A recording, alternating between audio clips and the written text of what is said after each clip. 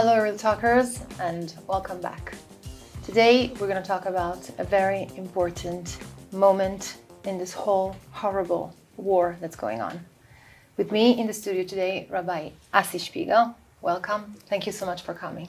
Thank you. It's great I to be am here. very emotional, like everybody, but I've seen so many images of this incredible trip you took with the families of the hostages to New York. You went to Ohel. Let you go and tell us all about it, a little bit behind the scenes, how it came about. Okay, so you're right. It was an incredible trip. The idea came from Chabad of Israel. Throughout history, Chabad of Israel always took care of the soldiers and the orphans and all the issues that have to do with something similar to the hostages. So the idea came up, and people thought, what can we do for them? We gotta help them, we gotta strengthen them, we gotta do something for them. And Rabbi Aharonov came up with this idea, let's take them to the Ohel, let's take them to the Rebbe. The Rebbe loves every Jew. And once we get them there, of course, to pray, to daven, but let's do that bold, wild move. And with the certainty that if we do such a ishtadlut, such an effort to bring them there, for sure there'll be good results from it. So that's really what was behind it. So it's nothing to do with the government or nothing politics, nothing. None of that. None of that. Chabad, it was just a Chabad private mission to bring the families of the hostages, whoever wanted to join us, whoever could join us, to daven at the Rebbe's Ohel for the safety and, of course, for the return of all the hostages. That was the goal of it. These people, most of these families are totally not connected to, for sure, Chabad or religion. Like, right. Are they shocked? So that's why in the beginning when I heard about it, I was not sure this is actually going to be practical. There's other problems too, other technical issues, but surprisingly, or how should I say, luckily, Baruch Hashem, that it didn't work the way we thought. People were very thankful. Obviously, some people were less comfortable or more comfortable than others because it is, a mosaic of all kinds of Israelis. Most of them, what we call not religious. It's true. However, the Rebbe is the Rebbe, and after some explanations, what this is about, some people just didn't even want to leave Israel. Doesn't matter where you're going, and why would they want to leave Israel in a condition like this? They're sitting on the phones looking for updates all the time. Sure. So much stress, know. But many of them agreed to come. They all knew the Rebbe? But no, not everybody knew exactly. Most people heard, but they didn't know the extent of, the Rebbe's reach and how this is actually the right fit for them. Not everybody knew it, but, they learned along the way. I think the main message of the Rebbe always was and is and will be unity, love of each other. And that was the basis, that was like the foundation of this whole idea. So I think they felt how much we cared for them and how much this was really genuine. Like you said, it's not a political, there's no agenda. Right. There's one agenda. We want to get you to the Rebbe. Wow. And once they realized that this is a pure, intentional, this is what it's about, they received it well. And it was an amazing visit. You spoke to them? Yeah, I did. I spoke to many families on the airplane, as many as I could meet. And I spoke in front of them. When we got to the Ohel, we felt that just going in right away would be too much. So we did a little bit of preparation, like a farbringen, I saw that you also prepared it so beautifully, the Ohel, and they were received so nicely. Right. One of the most touching moments of this mission was when we prepared it all. We kept it under the radar for many reasons, which are understood to everybody.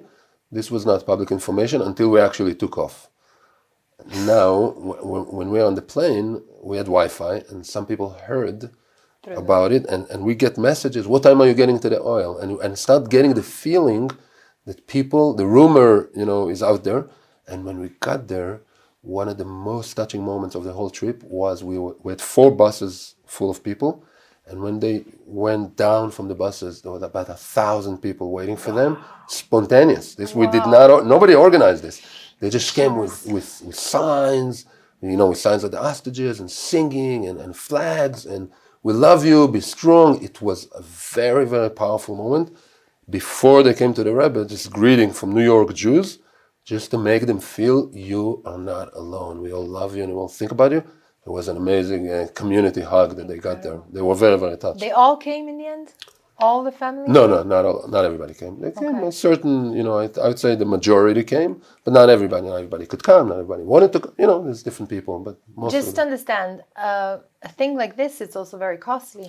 That's right. Well, I mentioned before Chabad of Israel, which took upon themselves this project. Yeah, it's huge. It's huge. So expenses. everything was paid for them.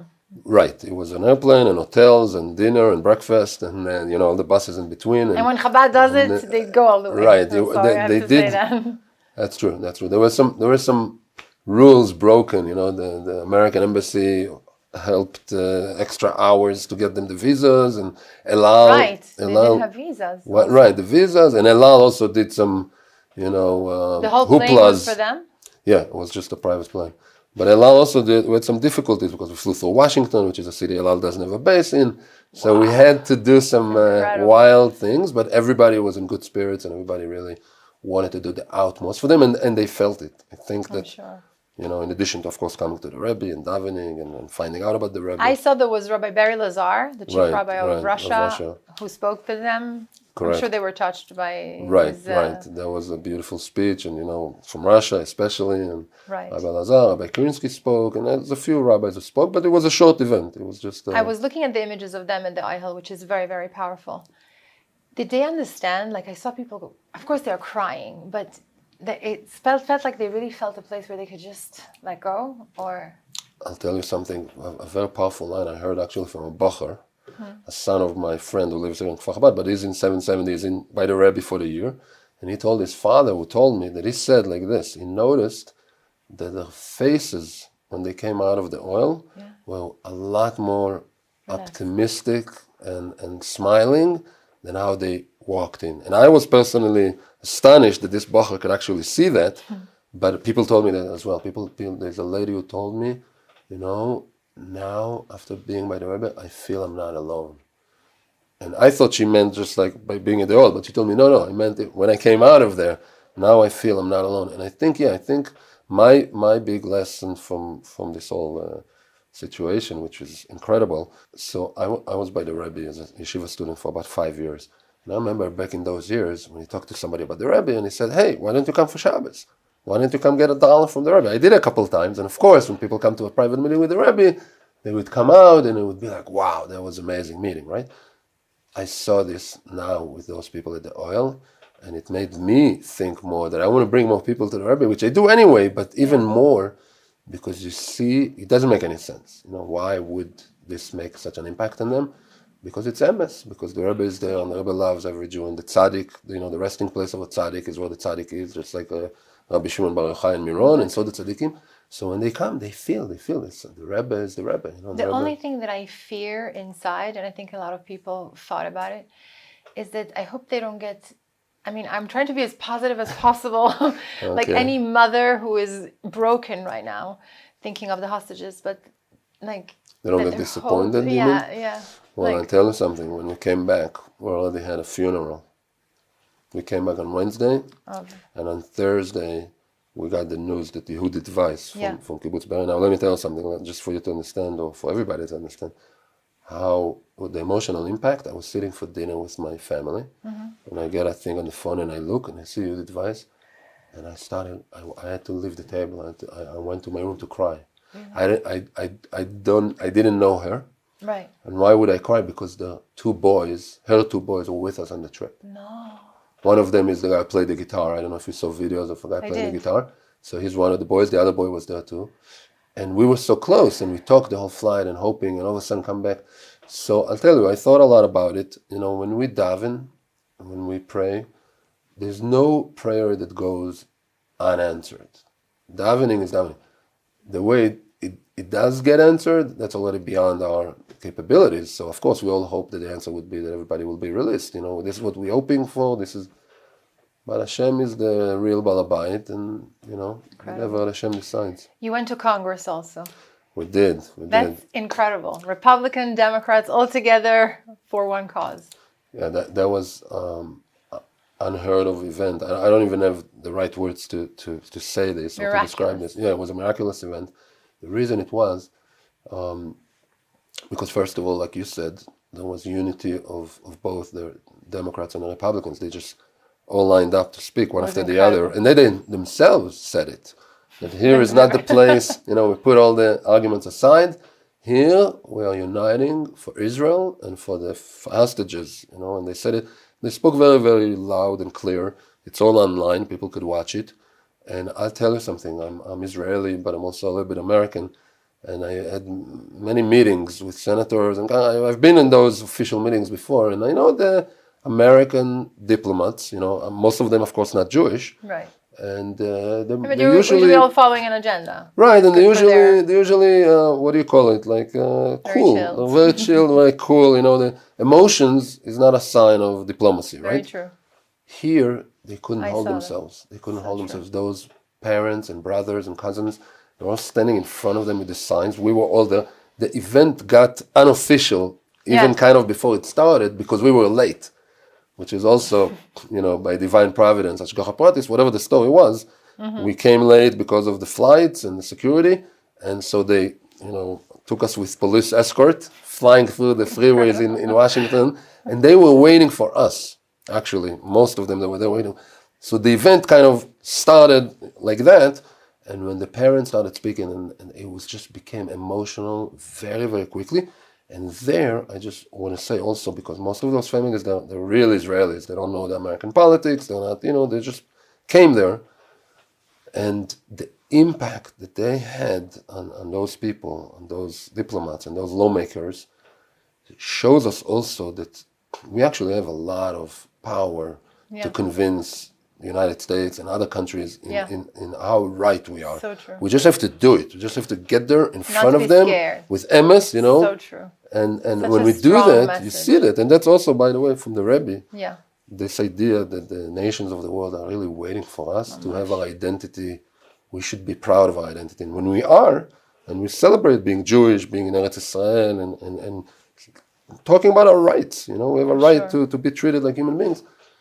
It was very, very effective, and it was very also healing, I think, in some way to the families, again, to see that we do have a lot of support in the United States, and that's definitely encouraging. You're back here now. Are you in touch with them? There looks like there's going to be a deal soon. Are you trembling? So I'll tell you, we are, like we said before, and it's true, we're a political organization. We are here for Torah, for mitzvahs, for the Rabbi. And therefore, we are very, very careful. For example, yesterday was a big day in the Knesset with lots of political moves. Right. We are not part of it. So we have to be sensitive to what they're going through, which is really, I feel like, before the trip and after the trip, I am a different person in terms of understanding those families. That's what I thought. Really, really. And I tell everybody, go online, read the stories. How do they do it? Like, seriously, I don't understand. How do you do it? How do they breathe? How do they eat? I'll tell you, those are very strong people. You know that one of the things we are all experiencing here in Israel, and I think world Jewry is experiencing it, but we are experiencing it very, very intensely, is how strong Israeli Jews are. Incredible. Right? It's just unbelievable to see the resilience of the people in this country. You would think people would say, the heck, let's just go somewhere else, Right. God forbid, but we see the exact opposite.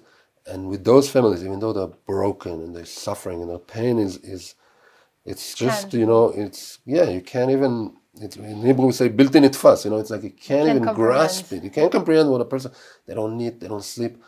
But nevertheless, they're strong, they're holding strong, and they have a lot of emunah and a lot of belief.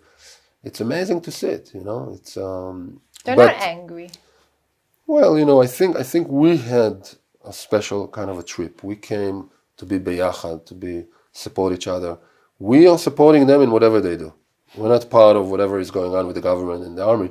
So we were, like the really fantastic, spiritual, loving, supportive space we created for them, which we continue. You're asking for a question. Yeah, for sure. We're in touch with them and we're going to do whatever we can, but like I said, it's a sensitive situation. But we're definitely on top of it. But yes, we're not getting involved in everything that's around it. That's not our job. That we live for. Are other we people. ready to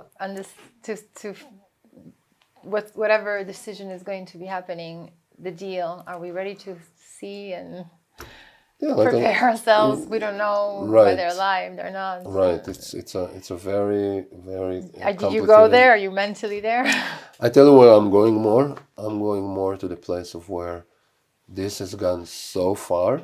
This situation in Israel has gone so wrong. Yeah. That we have to ask ourselves, what is it that we were mistaken about in the last really 50 years, especially 30, that we should make sure that this never happens again. And that we have to re-educate ourselves. And then I go back to the Rabbi, who screamed and talked about the situation all these years. Everything is published, everything is known, and he warned about it. There's other people too, but the Rabbi was basically the loudest rabbi who spoke about the situation in Israel. Maybe it's not maybe, it's certainly time now to review what is said. Right, and to make sure these things don't happen again, because there's a reason why these things happen. In terms of the actual deal and everything, like I told them, we're here to hug the families. We can't get into, what we hope it's going to be a good deal. We hope it's going to be good. Rabbi Spiegel, you're amazing. I'm so emotional and so, like everybody. We go from joy to pain, deep pain. But thank you for what you're doing. Thank you for what you did and for giving hope to us and for sure to them. Continue your incredible work. Hopefully there's going to be only good news and Mashiach. That's what we need. Thank you very much. Thank you so much. Thanks. Thank you, and I'll see you soon.